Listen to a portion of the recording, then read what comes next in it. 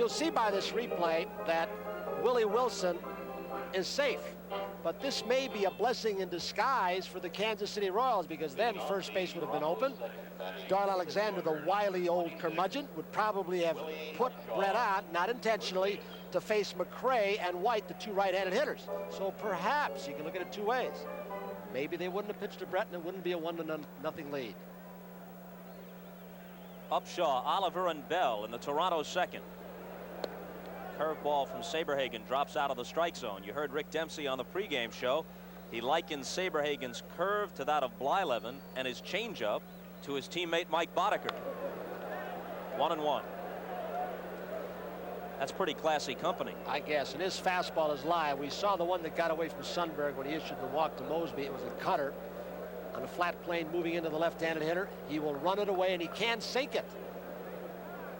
So Gary Blaylock, the pitching coach, has had to really put some time in with the young kids here. There's the change. You know, Toronto has scored 6 runs in each of the first 2 games. You might get the idea they're really pounding the ball. Not so. They have only 3 extra base hits, 2 of them by a man not in the lineup tonight. Cliff Johnson has 2 doubles. The other by George Bell was a check swing double.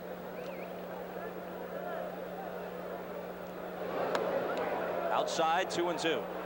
That's the pitch that Jim Sundberg will try and frame into the strike zone to get for Saberhagen. If Evans gives it to him, he will go a little bit farther out.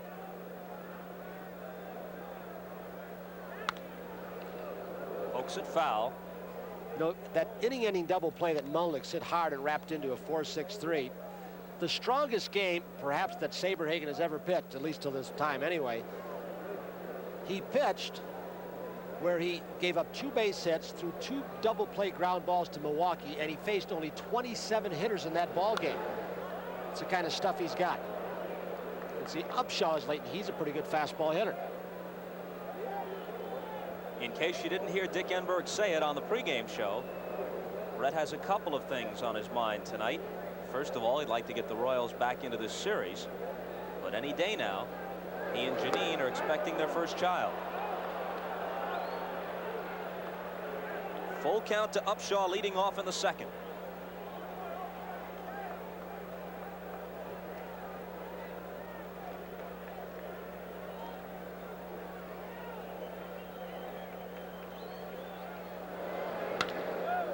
Smacked right at White. Fields it cleanly and throws him out.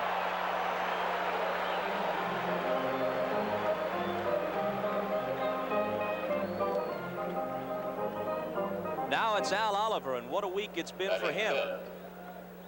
Just a few days removed from his 39th birthday. First, he had $12,000 worth of jewelry that had been stolen from the Toronto clubhouse recovered. It included a World Series ring and his wedding ring. And that gold scoop, solid gold, that he hangs around his neck when he used to play first base for the Pittsburgh Pirates. He goes to the opposite field just as he did for the game winner on Wednesday, and he's got himself a base hit. Smith gets it back in, and Oliver settles for a single. That's what speed in the outfield does. It is a very slick outfield, even on this drain through 8 turf. You will see a splash come up. The water's supposed to drain right through the openings. And only Lonnie Smith's speed, they've called him skates. He can be brilliant as he just was, preventing a double, possible triple, or he can be a problem out there with his arm. You may have heard a few boos for George Bell. That stems from the near altercation with Bud Black in game 2. Black hit him with a pitch for the 2nd time this season, and Bell objected, and Black replied, look, every time you pitch this guy inside, he thinks you're trying to hit him. That's ridiculous. He's not going to change, but I'm not going to change the way I pitch him either.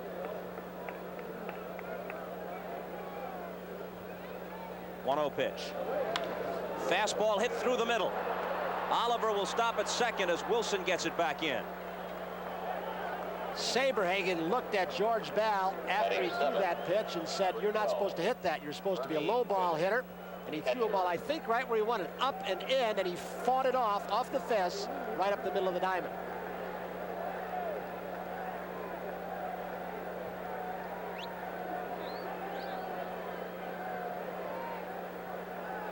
So with 2 on and 1 out, it brings up Ernie Witt, who at 245 for the year with 19 homers and 64 RBIs.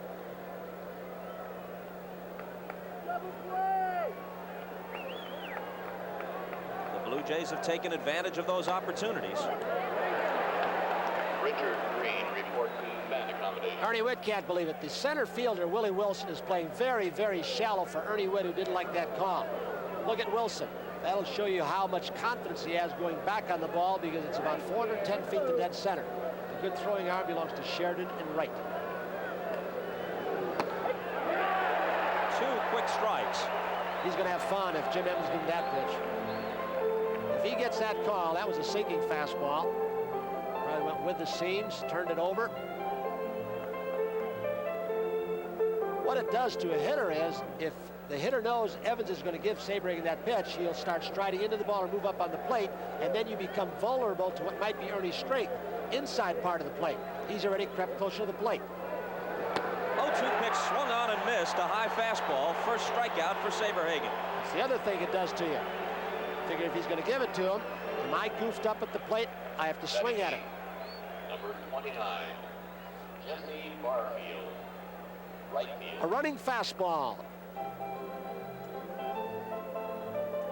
He does things with his fastball like the veteran Doyle Alexander. He's already sunk it, run it away, and rode it inside. Imagine a 21-year-old being able to do that. Now Barfield, a powerful guy to have in the 8th spot in your order. Fernandez on deck. Cox has frequently hit Barfield 8th against right-handers. That's where the balance of this club comes in. He's a .290 hitter during the season.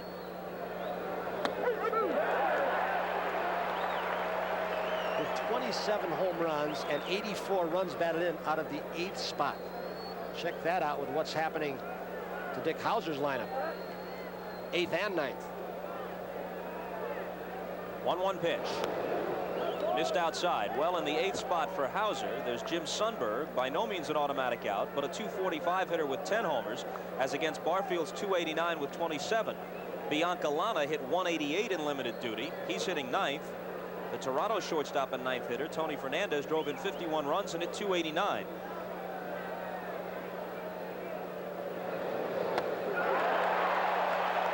Two and two the count.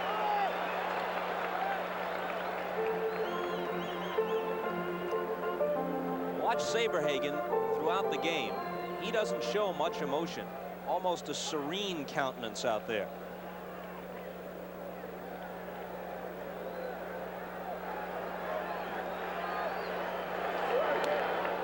Up high with the fastball, and the count is full, so both runners will be moving.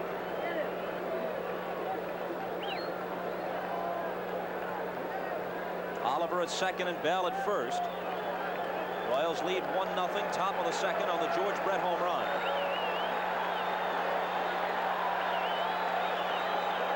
Comes back with a fastball and gets him swinging. So in the crunch, Saberhagen challenged both Witt and Barfield and fanned them each with fastballs. Brett Saberhagen in the Kansas City dugout, and up in our booth, Janine Saberhagen, who is expecting Janine literally any moment. Could be tonight, possibly, right? Now, we want you to know we are not playing favorites. We just thought that a woman 9 months pregnant should be comfortable up out of the possible rain. And if there are any Blue Jay wives at Royal Stadium tonight who are also 9 months pregnant, they're invited to come on up too. And you probably don't know this, but I know Randy, your wife, is expecting also. So if something happens during the game, I delegate Bob Costas to Janine to take you, because he needs the experience. Thanks for stopping by.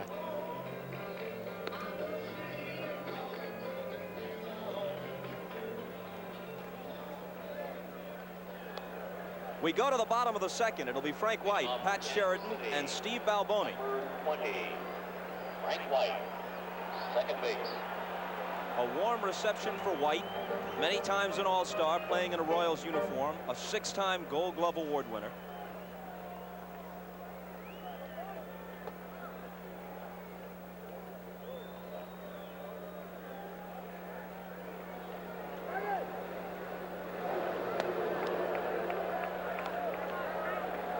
Those 28 home runs you talked about with Doyle Alexander during the regular season, a lot of them came the first 4 months of the season or so. A lot with nobody on. A lot because he was getting behind hitters and walking a lot early. First 19 of 25 home runs that Doyle Alexander gave were without anybody on base. And a lot of them were not mistakes because they were in that little bandbox up in Toronto Exhibition Stadium. Alexander is one of 2 active pitchers to have beaten every existing major league team, all 26 of them. Drops down sidearm and gets the called strike. The other active pitcher to do it is Don Sutton. There are 3 others who have recently retired: Gaylord Perry, Mike Torres, and Rick Wise.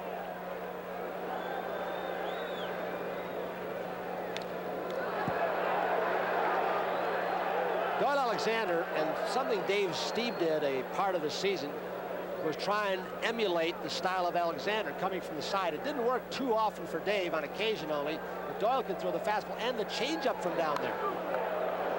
That was the changeup. A few people that I've seen drop down from the side and throw a changeup. Breaking balls and fastballs, all right.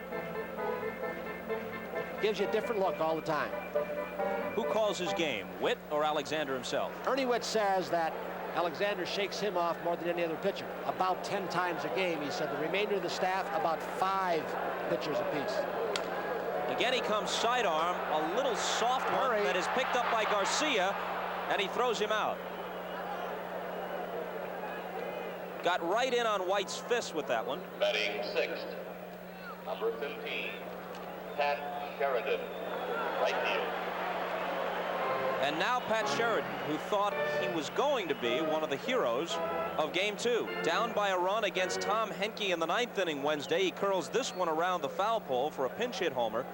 Tied the game up. The Royals later took the lead in the 10th with Quisenberry on the mound. You've got to like your chances in that situation, but the Blue Jays scored twice in the bottom half to pull it out. Well, you rehash that game, and they did some things right for Alger. They got a 3-run lead. They got a good outing by Black, this dramatic home run.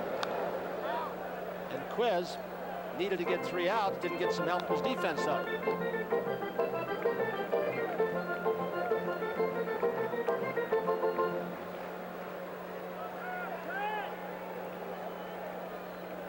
One pitch.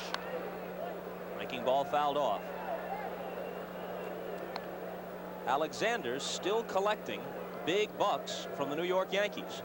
And you can't really criticize the Yanks for giving up on him. When Alexander wore pinstripes, he was horrid.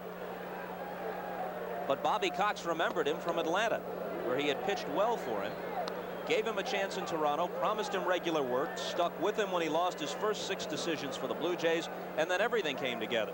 Bobby Cox and general manager Pat Gillick also knew that his arm wasn't right well with the Yankees, wasn't throwing as hard. A bullet, and Upshaw couldn't come up with it.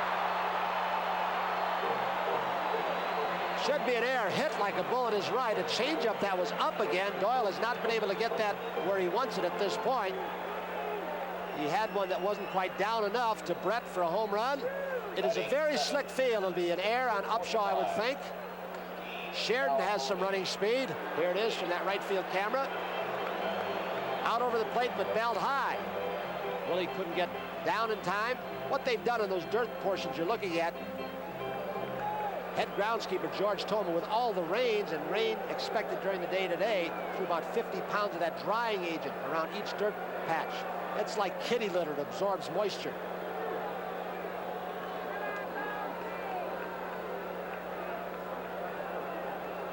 Isn't it almost like asking Rembrandt to paint houses to have George Toma, thought to be the best in the business, as the groundskeeper in a place where they have artificial surface? We call the old ballpark here, new stadium, where before every game, dirt and grass. He had the grounds crew before the game walk side by side, 25 of them across the dirt portion, and pick out every little pebble. And it's a big ballpark, 410. George Toma. Best grass he's growing now is in the bullpens of these 2 teams and on the sides of the hill where Charlie Finley in the old ballpark used to have the goats grazing. As you started to say, Tony, 410 to center, 385 into the power alleys, 330 down the lines. Fastball is high. During the year, the Royals hit a club record 154 homers, but this is not a place conducive to the long ball, and thus 87 of those home runs came on the road.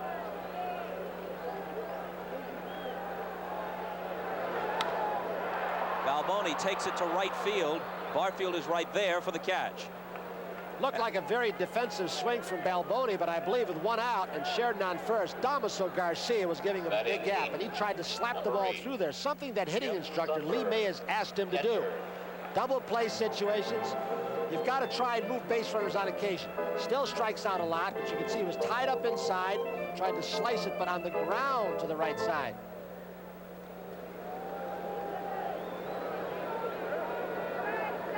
Now it'll be Sundberg. He had an RBI double in game 2. Sheridan at first with 2 out now.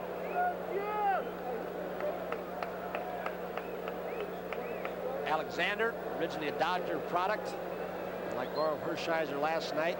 They teach better than anybody else how to hold runners on. Sheridan bluffed. Good throws behind him and almost got it. Alexander quick pitched. He was going to go and took about 4 quick steps, decided to retreat. He thought it might be a pitch out. And Doyle, although it wasn't a called pitch out, might have done it on his own. He may have had an inkling that Sheridan was going at the last instant.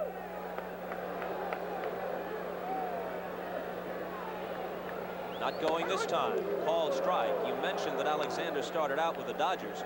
He's been with 7 major league teams. The Dodgers, the Braves, the Rangers, the Giants, the Orioles, the Yankees, and now the Blue Jays.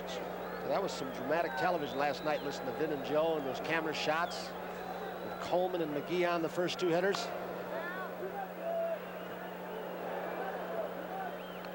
First time it's happened all year that each of them was thrown out in the same inning.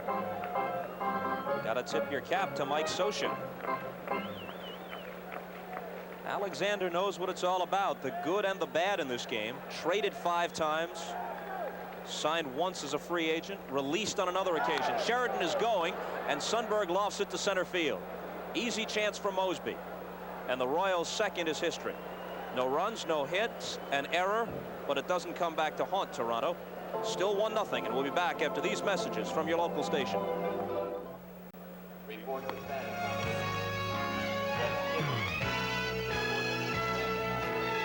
Game 3 of the 1985 American League Championship Series is brought to you by Manville. 21,000 people with one goal: to be America's very best supplier.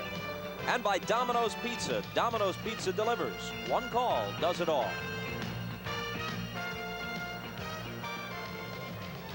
Tony, neither you nor I are much of a fan of artificial surface, but this still ranks as one of the most beautiful parks in all of baseball, and if you put natural grass in it, it'd be absolute paradise.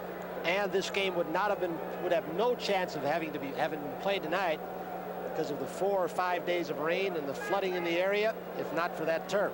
So there is a little bit of a benefit.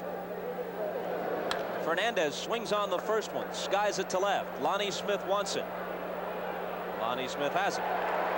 What wind there is tonight is blowing out to left field. Ordinarily at this time of the year, remember the Philadelphia World Series here, it was blowing out to right, out of the north. So it will carry the ball to left field. Both Alexander and Saberhagen will try to use the big part of the ballpark. Run that fastball away, come inside off the plate. He's got a big strike zone. It's going to be tough for some of these hitters if these 2 control pitchers stay out there.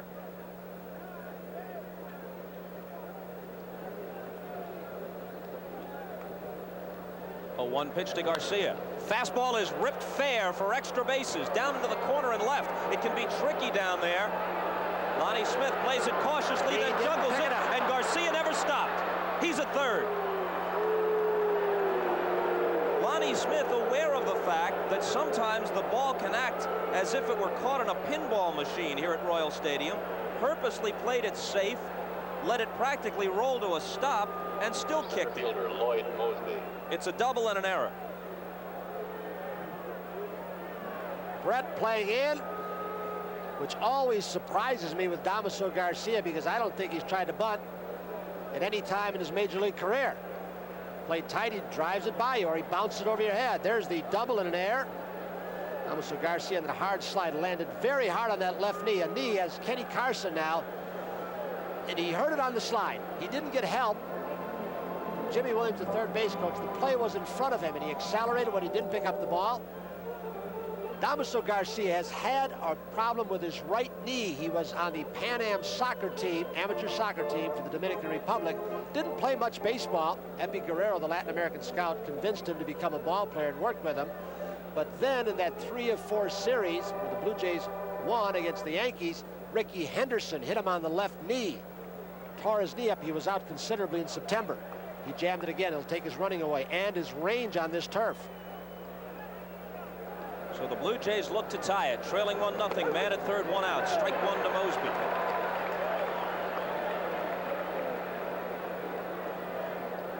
Conceding the run, except for George Brett at third base. They're back, the rest of the infield.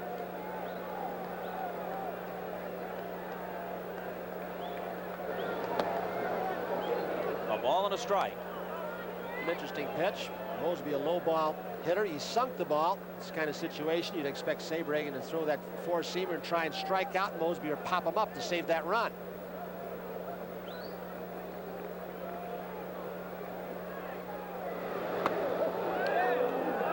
Inside, 2-1.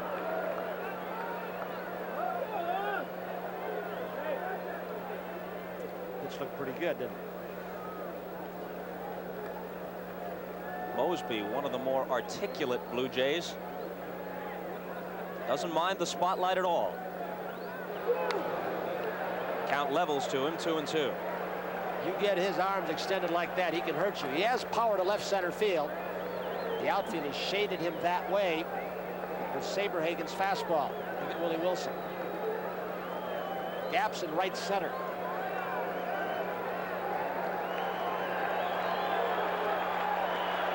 Two-two pitch. Slaps it. Brett makes a fine play and comes home. What a play!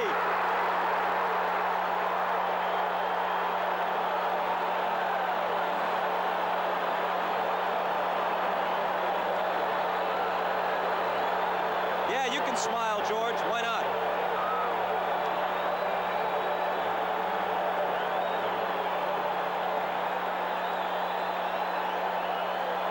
Who said he can't play defense? Watch how far he goes on this high hopper. It wasn't hit easy.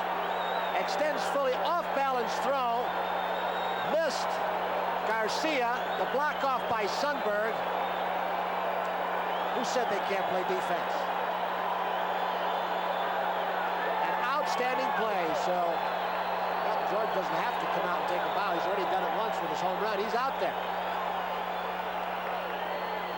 He took Lonnie Smith off the hook. Mosby now at first with 2 out. They pitch out, but Bobby Cox had nothing on, which must have been embarrassing. I guess that could have been phrased differently.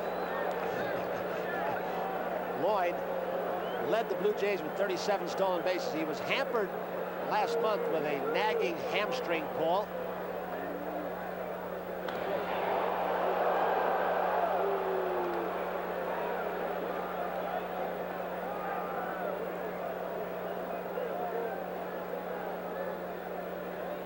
The Blue Jays have been nothing if not aggressive. Bell has twice tried daring base running plays in the first 2 games and made them pay off. And now Mosby is picked off. There's Ted Hendry in the middle of it again. Billy Smith saying, stay off him. We don't want you thrown out. Out comes Bobby Cox. Hendry is the guy who didn't make the call on Mosby's controversial catch or no catch in game 2, relying instead on Davy Phillips, who was far away from the play.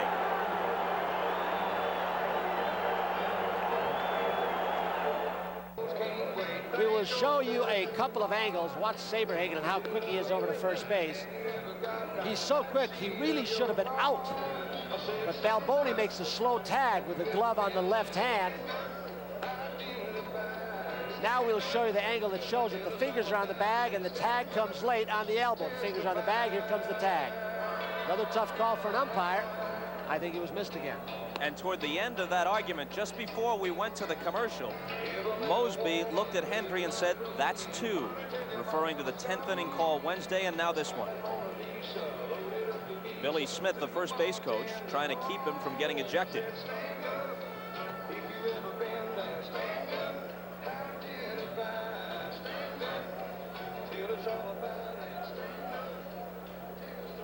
I hope Mom back in Portland, Arkansas wasn't reading lips. All clean stuff, Mom. Lloyd was gone. He looked like he was leaning a little bit. Hands on the bag, and now he gets it. So you think the umpires aren't under a lot of pressure with cameras from every angle? And generally speaking, those cameras will bear the umpire out. A couple of times, however, in this series, a couple of times tonight, that hasn't been the case. In the case of Dave Phillips' call in Game 2, look at every replay, slow it down, blow up the picture, still inconclusive. One of the toughest calls an umpire has had to face in a pressure situation in a long time, especially since it shouldn't have been Davey's call in the first place.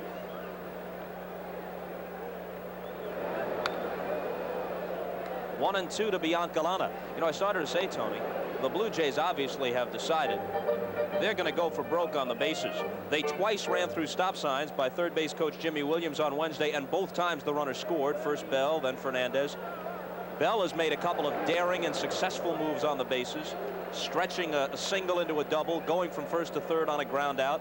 Garcia never slowed down when Smith misplayed the ball in the corner, ran it down to third base, and they had the contact play on with one out. Garcia coming home on the play Brett made. Biancalana swings and misses for strike three, and it's the second strikeout for Alexander. You know, that's the spot in the lineup I've wondered why Dick Hauser hasn't changed the ninth spot. He has flip-flopped Lonnie Smith and Willie Wilson because of Smith's higher on-base percentage. But if you want to get people on for your three-hitter, George Brett, the nine-hitter with the DH in this league, it's not like with a pitcher over in the National League. He can be a residue or keep something going even though the first two hitters make out. So you can't blame only the first two for not getting on for Brett. You got to go back to the nine-hitter.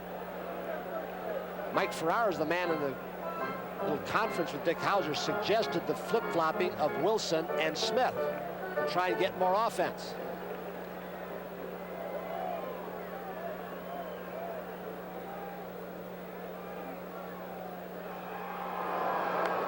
Smith tries to bunt and fouls it back for strike two. Rance Mulliks at third had it red. He saw the right hand slide up the bat. He was on top of it.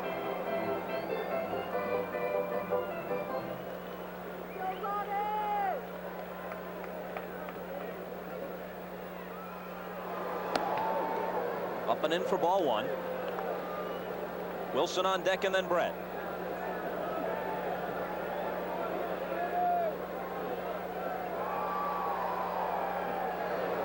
Comes sidearm. Smith goes to the opposite field with it, but Jesse Barfield tracks it down.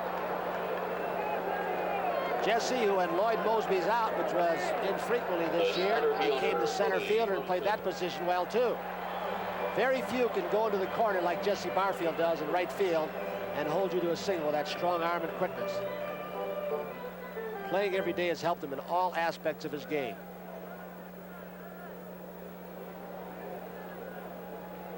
That outfield is Toronto's pride and joy. The youngsters Bell, Mosby, and Barfield left to right, all born within 2 weeks of each other in October and early November of 1959. They run, throw, hit, and hit for some power.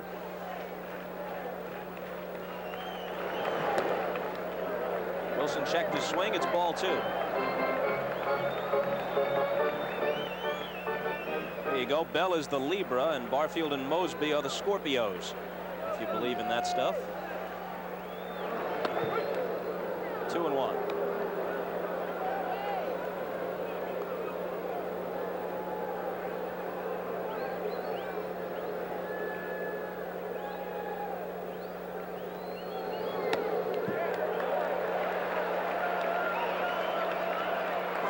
With Brett on deck. Alexander ordinarily doesn't show a whole lot of emotion. George Brett, the only run in the ball game, his home run, curling around the right field foul pole. Upshaw on the short hop. Alexander covers. And it remains 1-0 Kansas City. A lead George Brett forged with his bat and later preserved with his glove. Our producer Ken Edmondson pleads with us to tell you that that is in fact the correct spelling of Jimmy Williams' name, just one M, and Billy Smith, longtime baseball man, the coach at first. I wonder how many managerial lists. Major League Jimmy Williams' name is on. Off for the Blue Jays. Scratch. The Atlanta Braves, they hired Chuck Tanner to have given him a 5-year contract.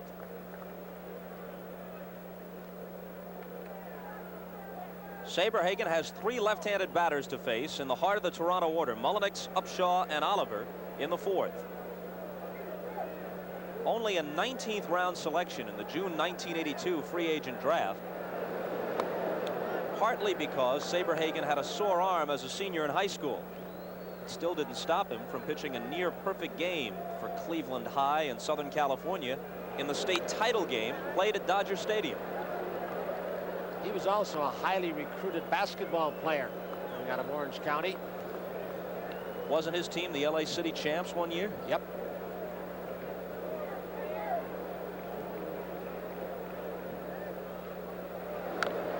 One and two to Mullenix. Mullenix came through this Kansas City Royals organization, spent some time here. And of course, he learned, he says, all he knows about this game from Hal McRae. Hal McRae, of course, taught the hitting style by the late Charlie Lau. Flat bat theory. You know, it's almost parallel to the ground instead of straight up. McRae does. The Royals traded Mullenix to Toronto just prior to the 1982 season for pitcher Phil Huffman, who's now out of baseball. Good deal for Toronto. Bobby Dorr, still a part-time hitting instructor, the former Red Sox player, says that Mullenix is probably the best natural hitter on this ball club. Difficult to pitch because he uses the entire field. He hit .295 with 10 homers, platooning with Garth Orge at third base.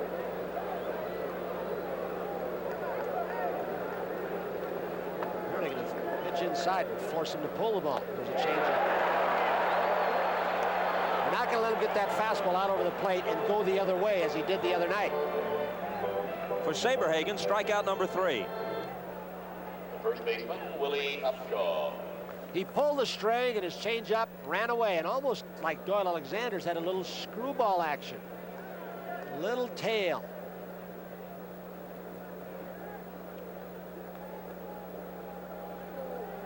Upshaw grounded sharply to White in his only plate appearance thus far, takes a strike. I often wonder about Saberhagen and Dwight Gooden. When you think of Saberhagen, who's added about 5 miles an hour to his fastball this year, getting it up to about 92 or 3, what might he be when he matures?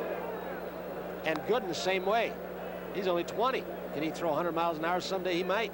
He's going to get physically stronger. That'd really be cruel, wouldn't it? Well hit by Upshaw, might make it up the gap in between Smith and Wilson and to the wall, at least a double. Smith plays it cleanly, gets it in, and a 1-out 2-bagger.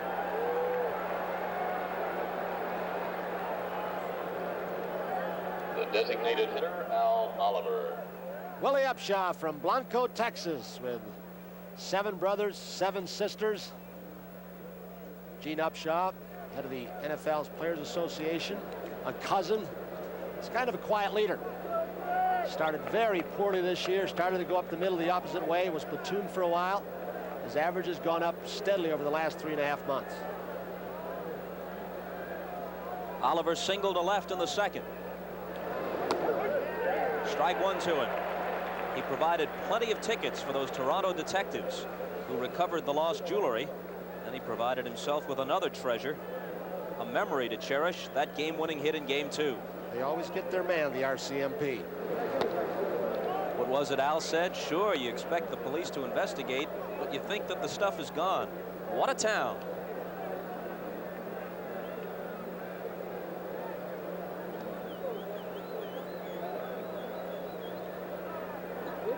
One on, one out, and the 1-1 pitch coming. Again, he goes to left field. This one up too high, and Smith will get to it.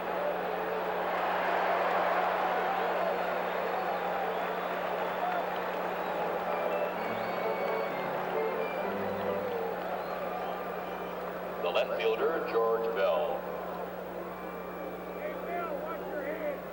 George Bell now will try and pick Upshaw up.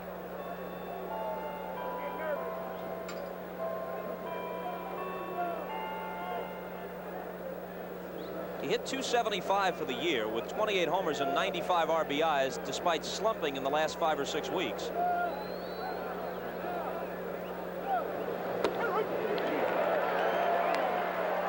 mentioned earlier, I guess we mentioned one of the first 2 ball games about George Bell with his penchant for getting very upset when you pitch him inside. And in his defense, he was hit in the face in the minor leagues and missed a good part of the season.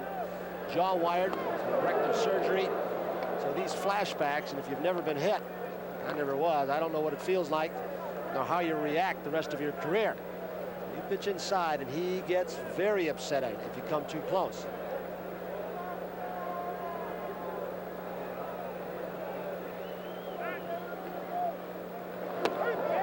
Fastball for a strike.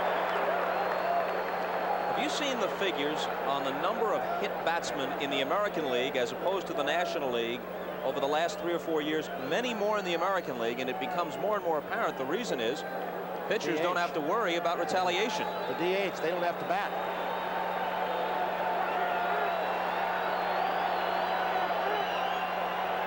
Here comes the 1-2 pitch. On the corner with the fastball for his 4th strikeout. And the Upshaw double is wasted.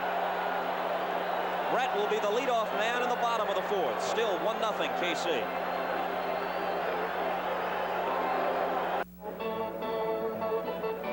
Over in the National League, Steve Garvey has 8 homers in league championship play. That's the overall record. Brett is right behind with 7, and Reggie Jackson has hit 6. That's in the playoffs as distinct from the World Series.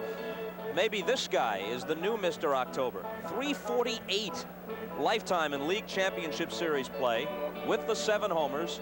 This is number 7 in the first inning tonight. And an all-time record league championship series slugging percentage of .719. He also hit .375 in his only World Series. Here's his defensive play to maintain the 1-0 lead.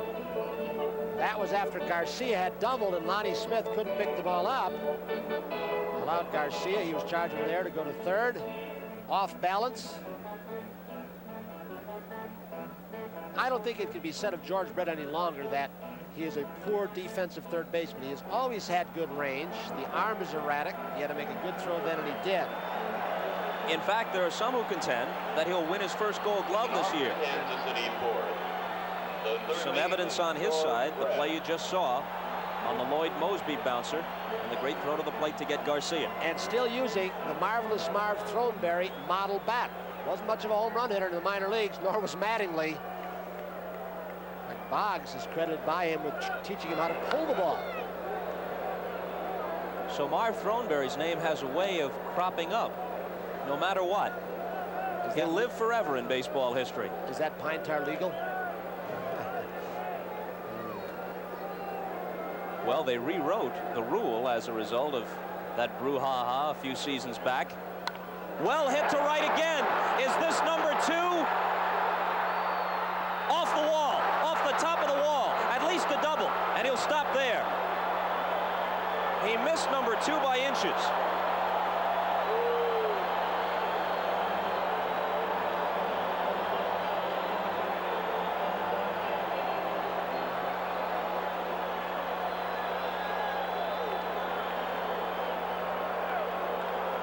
George didn't get all of this. It's a little low cut fastball that got up on the fist, and he drives it near the 385 mark. Barfield just over the top of his glove, missed by 6 inches to a foot of being another home run. Jesse has it timed right. Missed it by 6 inches. Hard to pitch around Brett when there's nobody on base, and maybe they should start. And now updating lightning fast. His slugging percentage in the playoffs, .733. Has 5 hits in this series, including 2 doubles and a homer. Strike 1 to McRae.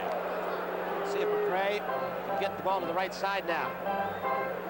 It's a cat and mouse game here. Alexander and Witt know with nobody out, a runner on second. McRae's job is to go to the right side. There's sometimes with the McRae, the cleanup hitter, you can pitch him inside, he'll turn on him. Down the right field line, and it drops untouched.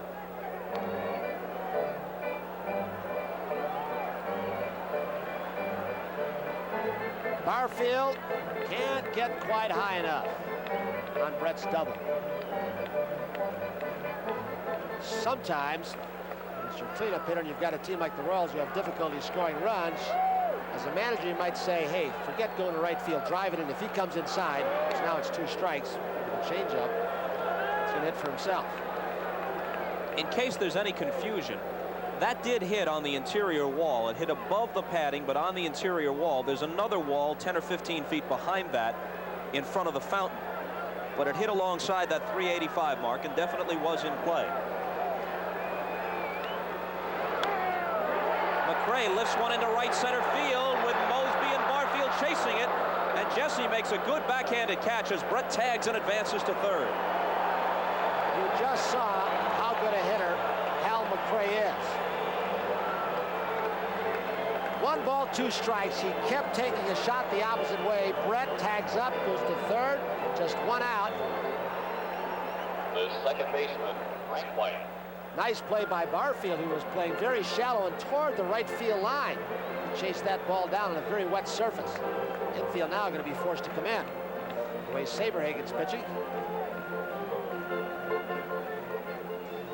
You imagine Hal McRae back in June had put his house up for sale the last year of his contract this year. Never figured he'd be a Royal or get much playing time. He had a good August and September, though. Infield in with White at the plate. This will get the run home and maybe more than that. It is caught by Barfield. Oh, what a catch. And Brett trots home with the second run. The first catch was good. This one was great.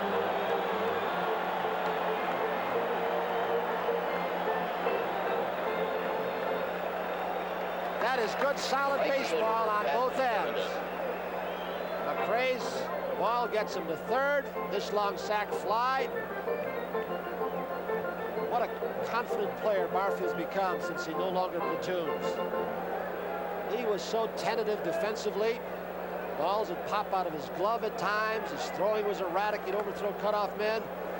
He really went and got that one. They had platooned him with Dave Collins prior to this year.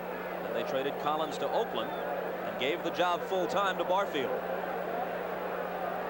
Sheridan reached on Upshaw's error in the second. Strike 1 to him.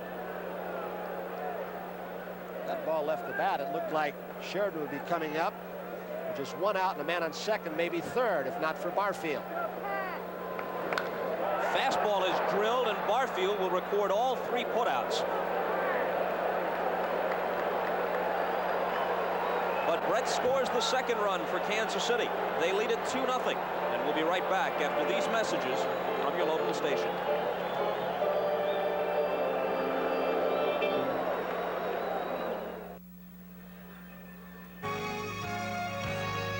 Game 3 of the 1985 American League Championship Series is brought to you by AT&T and long-distance services, information systems, telephones, and computers. AT&T is the right choice. And by Wheaties, crispy, crunchy, tasty wheat. Wheaties, what the big boys eat.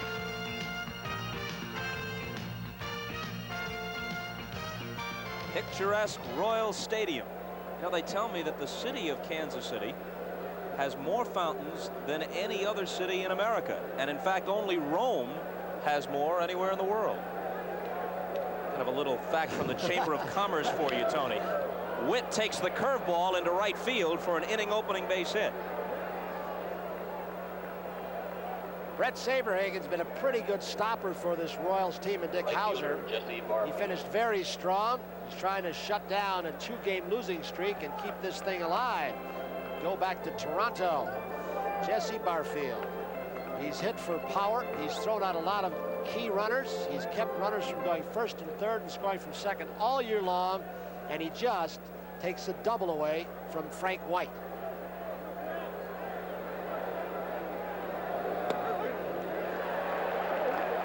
You know, the thing about Saberhagen, a lot of pitchers, especially young pitchers, will get in a groove. Their fastball, if they're pitching to a left-hander, they stay outside. And to make the adjustment to go outside on a right-hander is not as easy as it looked. Different release point, maybe a different stride. And he seems to do it automatically. I don't think it's something you can teach. The Dodgers teach it as good as anybody. Saberhagen pitched 10 complete games this year, a good figure in the 1980s, with the general reliance on the bullpens throughout the major leagues. Witt was asking for a balk, but Barfield had stepped out, requested time, and gotten it.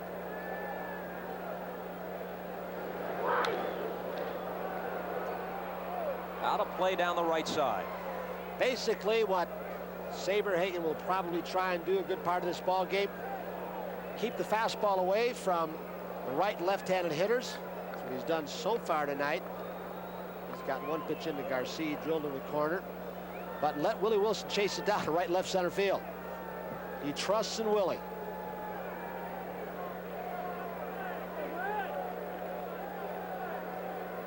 One-two pitch. Fastball hit well to right field. Is it a game tire? You bet. Jesse Barfield has evened the issue at 2.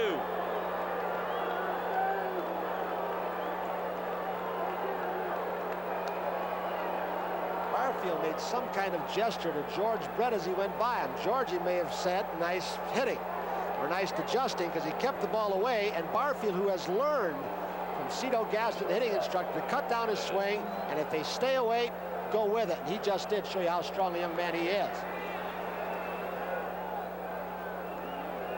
Here's Cecil Fielder, platoon slot for a while with Upshaw, Lewis Thornton behind. So the Blue Jays, who came from behind to win game 2 after trailing 3-0, have erased a 2-0 deficit here.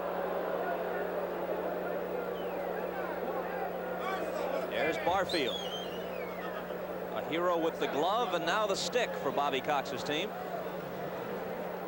Saberhagen had given up 19 home runs during the regular season in 235 innings pitched. We haven't seen a whole lot of his breaking ball yet tonight, and just a few straight changes. Part of that is the pitching staff. Another part is the ballpark. That missed inside. 2-1.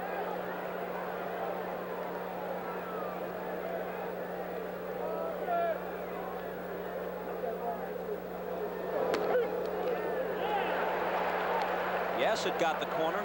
Fernandez just stares. From the left side, there's a little uniqueness to the hands on the bat of Tony Fernandez. He spreads them apart just a little bit. So when the ball is thrown, it's in the hitting area, he slides it down. Look at that. About 2 inches. Into left field, Lonnie Smith will be there, and that's the first out.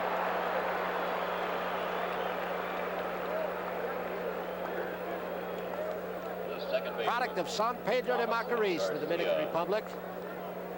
Manny Lee, a switch-hitting 20-year-old on the bench. They kept him all year. Drafted him off the Houston roster after the trade with the Mets for Ray Knight. George Bell, another product of the Dominican. Garcia. And Damaso fouls this one out of play. All teams, of course, are now alerted to the great pool of talent in the Dominican Republic, but early on the Blue Jays really scouted that area, worked it heavily.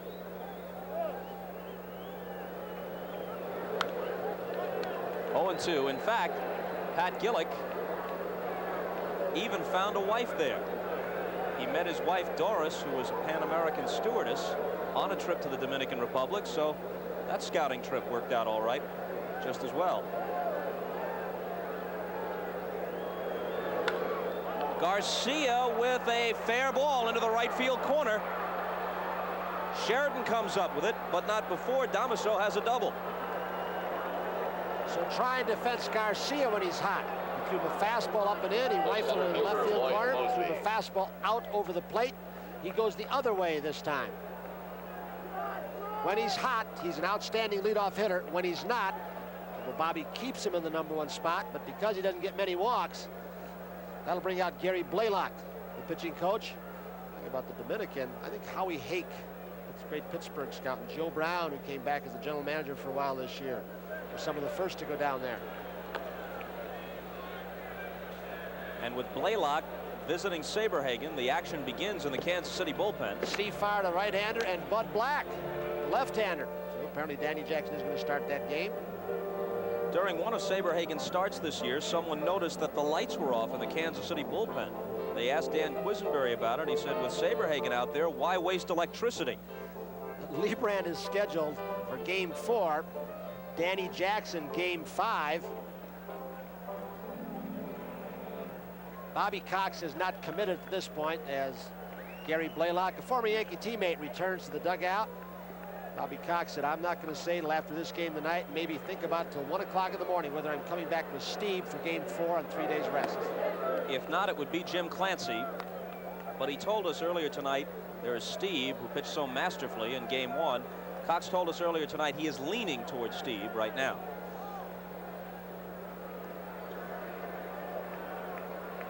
One-zero pitch to Mosby. Change is high. I mentioned Pat Gillick a moment ago and all the talent that he has assembled here, some of it from the Dominican Republic. For those who might not know, Gillick, of course, is the executive vice president of the Blue Jays. The architect. 2-0 pitch fouled out of play. Brett going over. No chance.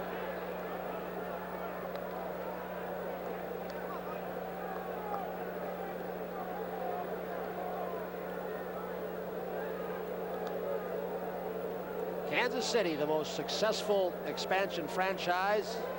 Mr. and Mrs. Ewing Kaufman are passing the reins now to Mr. Avron Fogelman. Great people like Joe Burke. John Sherrills now running the ball club.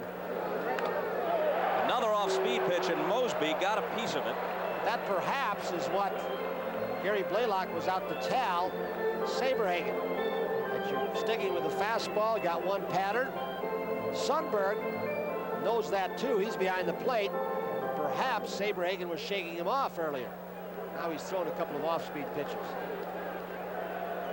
Yet to see a whole lot of curveballs. An occasional slider in his repertoire during the course of the season. Not many, though.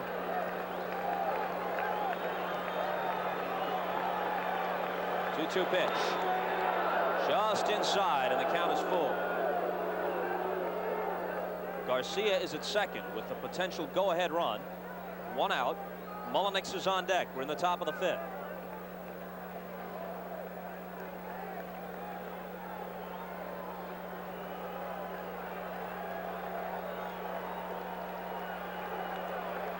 Don't take him for granted, although it's a left-handed hitter.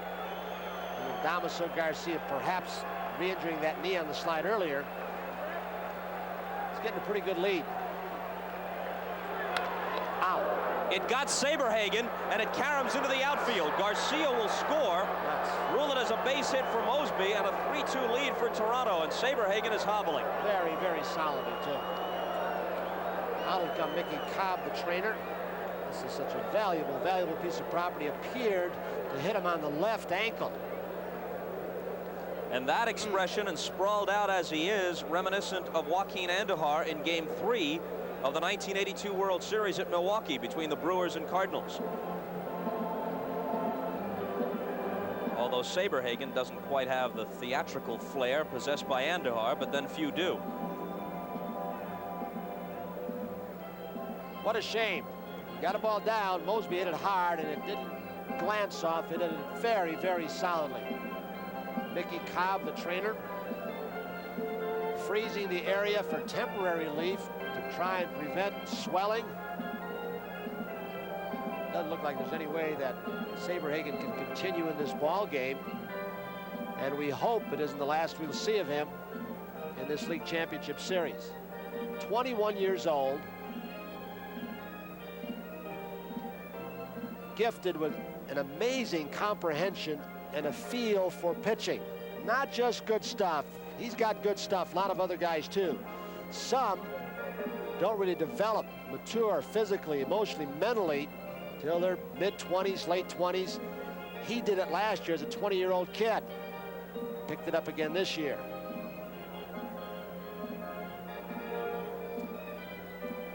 You can bet he wants to continue. The Blue Jays have 8 hits off of him in less than 5 innings, and he's going to stay in. Well, the stories you hear about the late Dizzy Dean, line drive, well, it was an all-star game, wasn't it, off the bat of Earl Averill? Thought he changed his delivery. Never really came back to pitch effectively again, so you've got to be careful with a 21-year-old.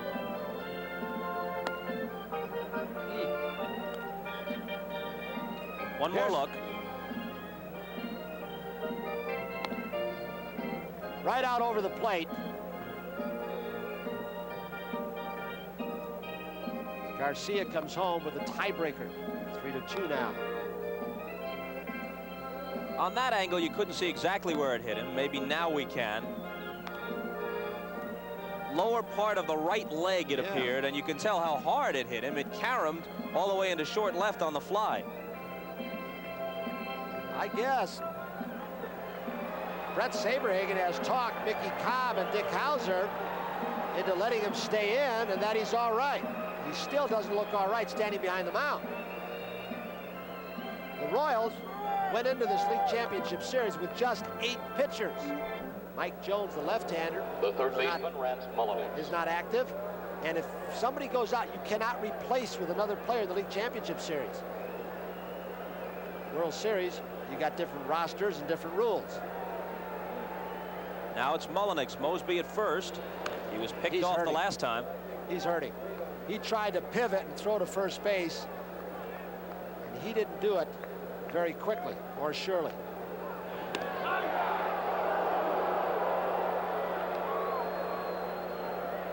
The inning began with Witt singling.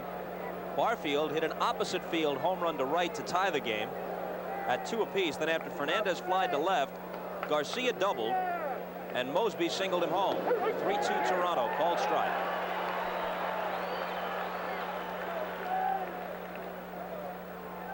Bobby Cox may send Mosby. On the other hand, he may put the stop sign on. They've been pitching Mullenix pretty much inside so far. May want to keep that hole open to hit through. Nice thing about Rance Mullins, you can hit him anywhere in the lineup, and he does a good job. You need the ball pulled, he usually does it.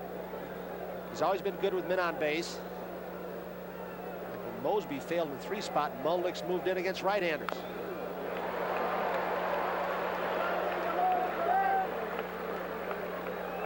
In another half inning, regardless of the score, this will be an official ball game. If one team or the other has the lead, keep in mind the prospect of rain, which is very much in the forecast for later, and they say it may rain heavily and continuously for hours. The regular season rules would apply. For 5, if it's rained out, it goes in the books. Although they'd wait much longer than in your average regular season game for a variety of reasons. And television is not the least of them. 0-2 pitch. Got in on his hands, and he fouls it back. No play.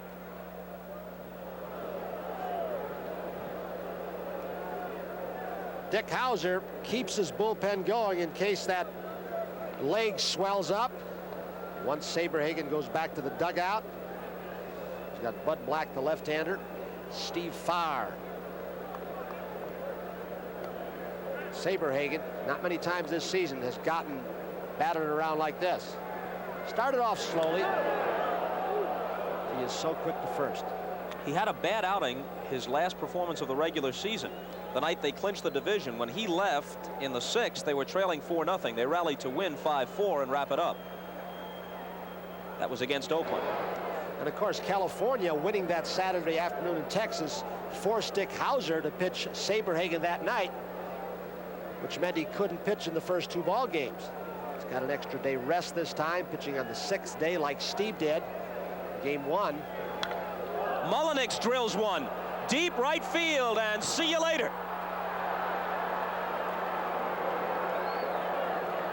It's 5-2 Toronto.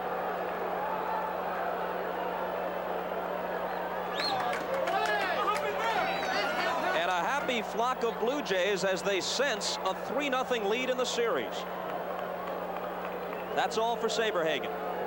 A manager, even though he doesn't admit it, he second guesses himself. Hauser, I'm sure, is right now. He got talked into it by Saberhagen saying he's all right, and he's not. Well, so twice, last 2 games, Dick Hauser got what he hadn't had in his first 7 postseason games with the Royals. A lead. He got a 3-0 lead for Bud Black in game 2. He had a lead here, and it disappeared again.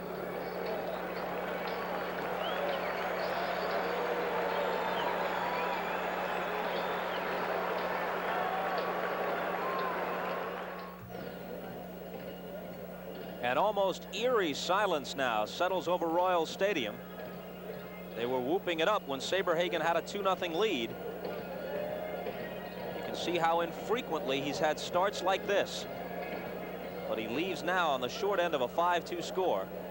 And in comes Bud Black, who pitched and pitched well in game 2 before departing when that Tony Fernandez liner caught him squarely in the ribs. Turned out he was all right. They didn't even take x-rays, but it really knocked the wind out of him. Black is not in here for a long stint. Upshaw is due, and then Oliver, 2 left-handed hitters with 1 out in the 5th inning. And so Hauser may be just asking Black to get him out of this inning, and then he'll go from there. To go with the 8-man pitching staff into postseason play, this is what can happen. He gave him 7 innings in game 2, coming back with a day off. And in this ball game, perhaps for just a couple left-handed hitters. Although the bullpen is now quiet for the Royals. There's your score, 5-2.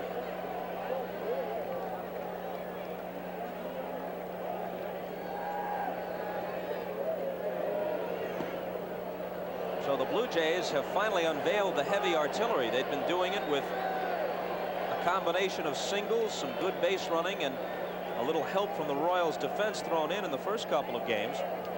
But they have roared from behind with the extra base hits tonight. Usually this is not a good home run park.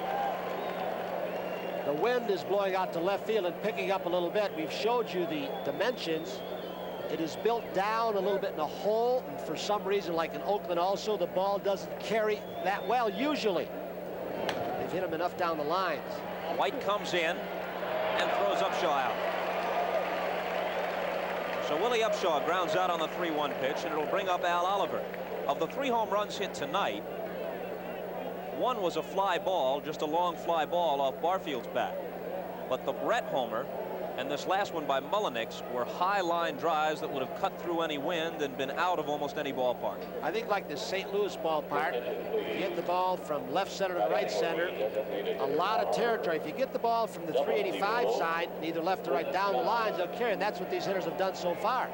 Oliver is called back, and Bobby Cox plays the percentages, and Cliff Johnson becomes the designated hitter. He has a pair of doubles in the series.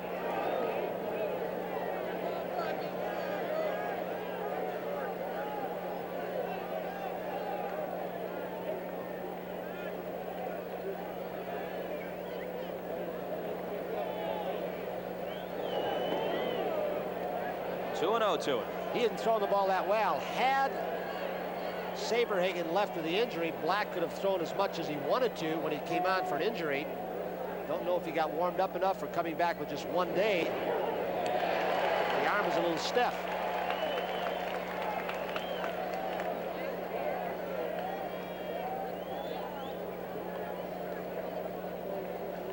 With the strength of the Toronto Blue Jay as it's been most of this season, it is difficult to come back, especially by a team like Kansas City, who doesn't score a whole lot of runs in this ballpark. That may find the hole. Biancalana dives to come up with it, but can't get him. Fine play nonetheless by Buddy Biancalana. He's been billed as the shortstop of the future for this ball club for a few years. They had UL Washington, traded him off. Concepcion won the job from Washington last season.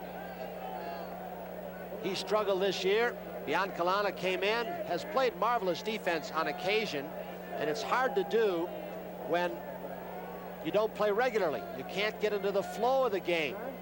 He almost makes a nice play.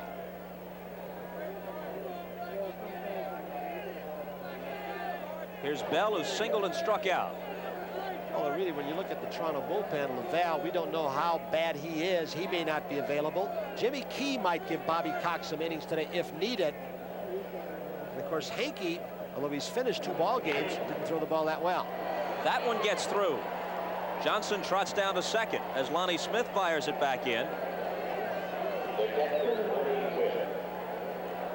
And now the Blue Jays have batted around. Witt is the guy who started the inning with a single. They have, let's see, 1, 2, 3, 4, 5, 6, 7 hits in the inning.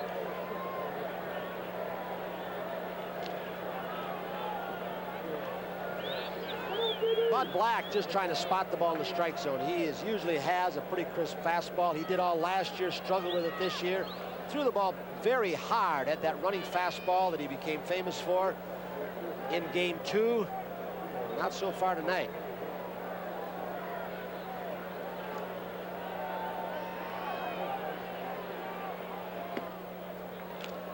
Ball one high to Witt. Barfield, whose homer got them even, is on deck. Suppose the Blue Jays win tonight, and that's a big if. This ball game's only half over as Witt fouls it out of play, but suppose they do. Now you're Bobby Cox. I don't think he'll pitch Steve if that's what you're going to ask. That's just what I was going to ask. I think he'll go with Clancy and give Dave the extra day's rest. He could afford it a little more then.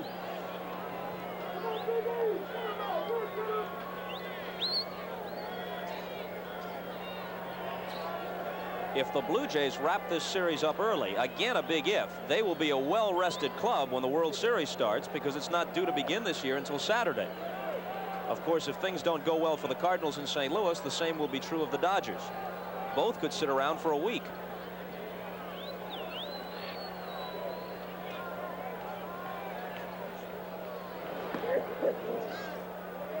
Three and one to Ernie Witt. He is really struggling. He's not used to coming out of the bullpen. It's his first relief appearance in 2 years. Make it 3 years since October of 1982. Steve Farr in the bullpen.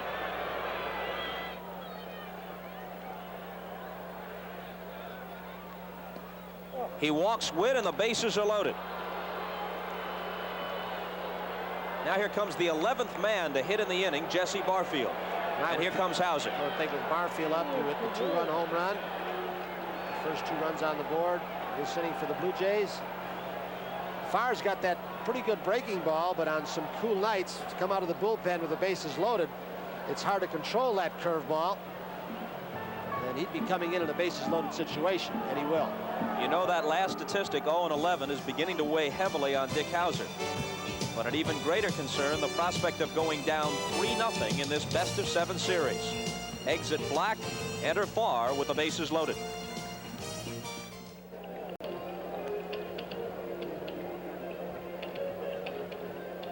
Dick Hauser knows, as you pointed out, Tony, that his team is not an awesome run producer. Even with George Brett and Willie Wilson in that lineup, they have overcome a 3-run deficit only 4 times all year. And the only time they came back to win, when the other team led by as many as 4 runs, was last Saturday night when they did it to Oakland to clinch the division. Only Texas scored fewer runs in the entire American League than Kansas City. They score about 1 run per game less than the Toronto Blue Jays during the regular season. Farr with that breaking ball, and Barfield's a fastball hitter if he goes with it. With a man on third, second, and first. Outside, ball 1 to Barfield.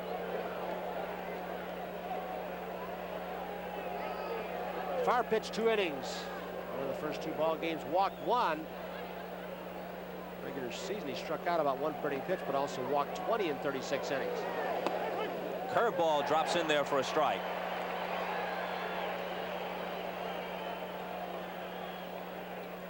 Jesse Barfield has been taught by Cito Gaston to sit on certain pitches. He may be sitting on a breaking ball in the first 2. Fastball swung on and missed.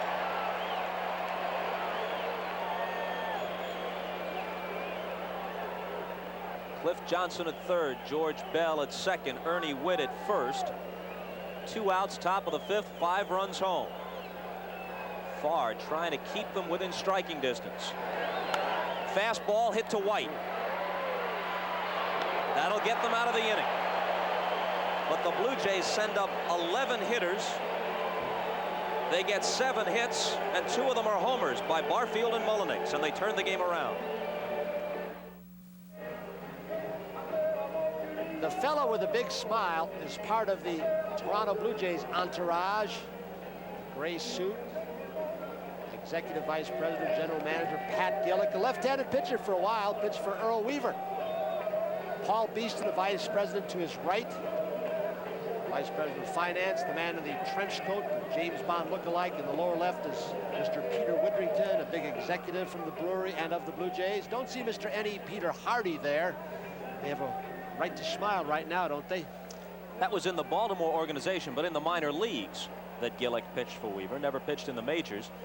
But as you say, he's been the architect, and they have done it by an almost flawless blueprint.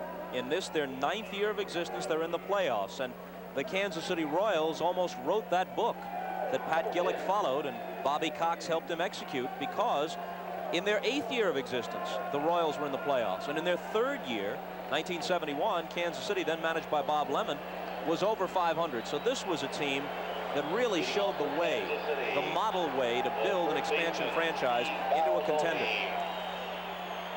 And Doyle Alexander has had his moments of struggling in this ball game too. George Brett's home run in the 1st. He was hit fairly hard in the 4th. He has always had the great ability to keep his team in the ball game, make the pitches when he has to. Ball 1 to Balboni, who is 0 for 9 in this series and 1 for 21 in his career in the league championship series. Update that to 1 for 21.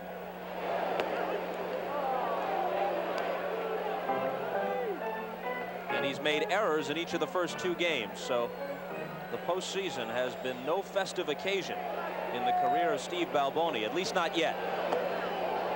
1 and 2. Well, he's a typical slugger. He's going to strike out a lot. He's going to take you downtown often enough to be a good run producer.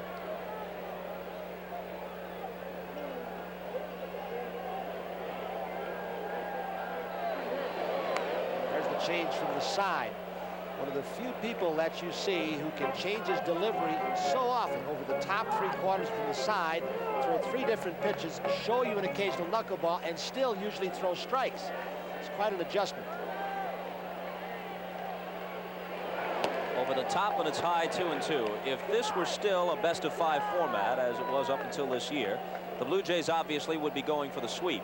So as we said at the beginning of the telecast, the point of reference now becomes the World Series when you talk about comebacks. Well hit by Balboni, but George Bell had him played to pull and makes a little skipping catch on the warning track. May have misjudged it at the last, but still made the catch. Played to pull and played him deep on the warning track. Respecting the power of Balboni, Alexander got a changeup up. Hit very hard by Balboni.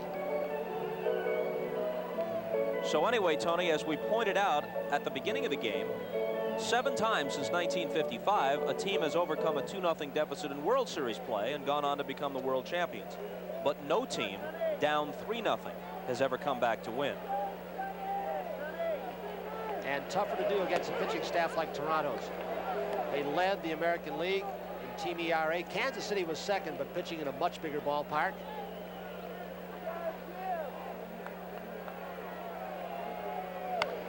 A drive off Sundberg's bat down the line and left. Bell over, and it's out of here. A couple of rows in. And signs of renewed life for the Royals.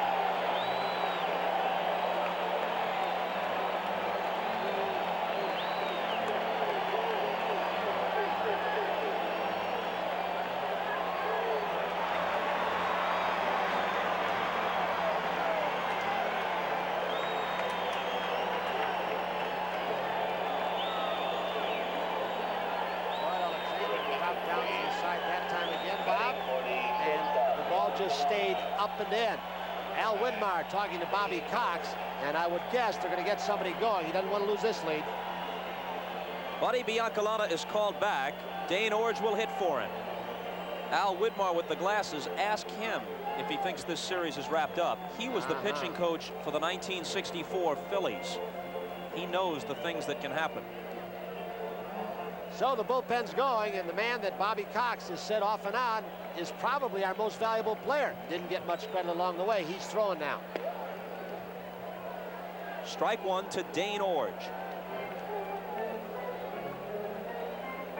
Dane guesses that his folks back in California are rooting for the Blue Jays. Of course, they want to see Dane do well for the Royals, but he suspects that since Garth Orge plays more for Toronto than he does for Kansas City, that if the parents are rooting for anybody, it's probably the Blue Jays. because Garth would see more action in the World Series.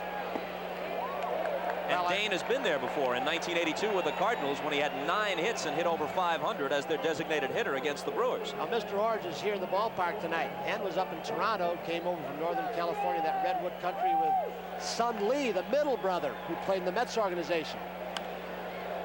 Hit softly down the left field line. Bell is over, and in foul ground, he's got it.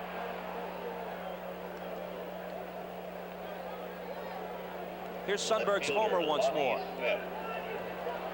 Doyle Alexander dropped down, but didn't get it away. You can see Ernie with the catcher reaching way inside, probably inside off the plate, but when you drop down the right-hander to a right-handed hitter to the side, you give a little bit, you might open up, the left foot flies, and if you keep it inside, you see what Sundberg will do to it. You could tell that Sundberg was by no means certain it was gone. He was running hard, hoping for the extra base hit, and it barely cleared the barrier. Lonnie Smith still looking for his first hit in the series, now 0 for 11.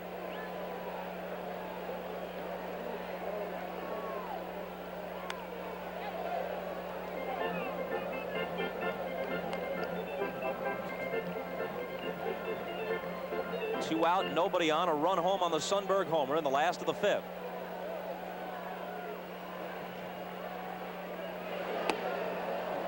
And Smith goes down swinging, now 0 for 12 in the series, and Alexander closes the inning out. It's an official game, and it's a 5-3 Toronto lead.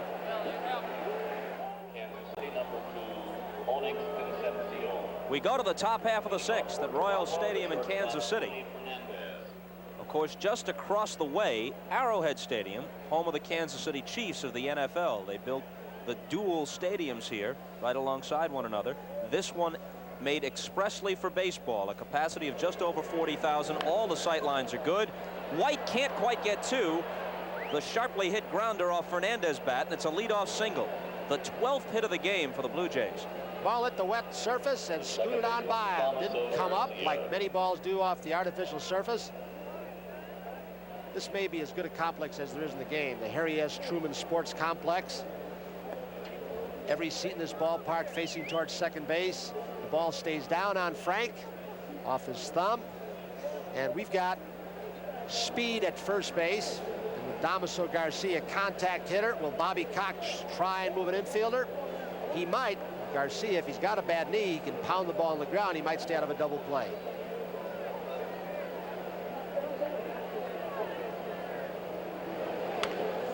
Hit to short. Concepcion is there, in for Biancalana, and he gets the force on the flip to Frank White. He couldn't get the ball in his glove again, and it is so difficult. Remember, he double clutched on that ball that may have led to a Royals defeat. He charged it well, got caught, and upset the timing of Frank White, who thought he was going to turn a double play. He didn't have a good grip, which upset Frank White's timing coming across the bag. Fernandez, with a good jump, puts pressure on. But when you mess around with your middle infielders, it's not always his fault. He's coming in cold, as he did the other day. And the throws are different from one middle infielder to the other, and there's not a timing or a pattern. May have hurt them and prevented the double play.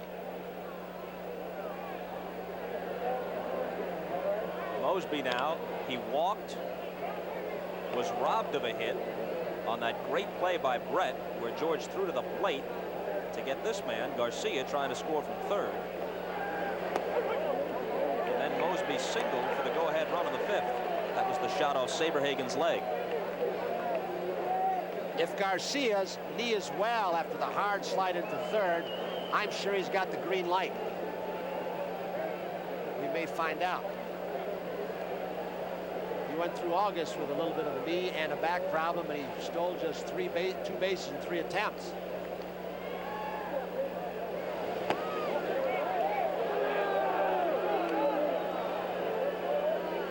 Farr started out this season as the 10th man on the AAA ball club for Kansas City because of the recommendation of Tracy Ringolsby, one of the fine sports writers in the country.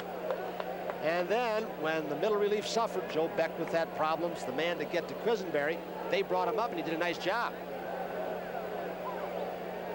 1-1 pitch. There goes the runner. Hit back to Farr. He plays to second and got him there. And they complete the double play.